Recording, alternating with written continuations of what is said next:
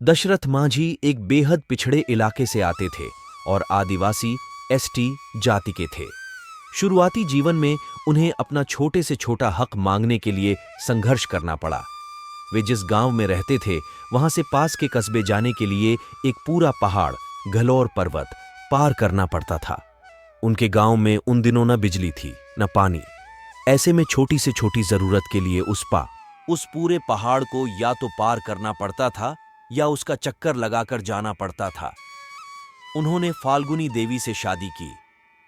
दशरथ मांझी को गहलोर पहाड़ काटकर रास्ता बनाने का जुनून तब सवार हुआ जब पहाड़ के दूसरे छोर पर लकड़ी काट रहे अपने पति के लिए खाना ले जाने के क्रम में उनकी पत्नी फाल्गुनी पहाड़ के दर्रे में गिर गई और उनका निधन हो गया।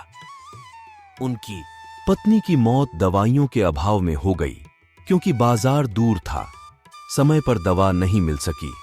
यह बात उनके मन में घर कर गई। इसके बाद दशरथ मांझी ने संकल्प लिया कि वह अकेले दम पर पहाड़ के बीचों बीच से रास्ता निकलेगा और अत्रि व वजीरगंज की दूरी को कम करेगा। दशरथ मांझी काफी कम उम्र में अपने घर से भाग गए और धनबाद की कोयले की खानों में काम किया। अपनी पत्नी की मृत्यु के बाद ये अपने घर लौटे और 360 फुट लंबा 30 फुट चौड़ा गहलोर की पहाड़ियों से रास्ता बनाने का फैसला किया। इन्होंने अपने काम को 22 वर्षों 1960-1982 में पूरा किया। इस सड़क ने गया कि अत्रि और वजीरगंज सेक्टर्स की दूरी को 50 किमी से 15 किमी कर दिया। मांझी का प्रयास का मजाक उड़ाया गया, पर उनके इस प्रयास ने गहलोर के लोगों के जीवन को सरल बना दिया। हालांकि इन्होंने एक सुरक्षित पहाड़ को काटा जो भारतीय वन्यजीव सुरक्षा अधिनियम अनुसार दंडनीय है, और इन्होंने इस पहाड़ के पत्थर भी बेचे, फिर भी इनका ये प्रयास सराहनीय है।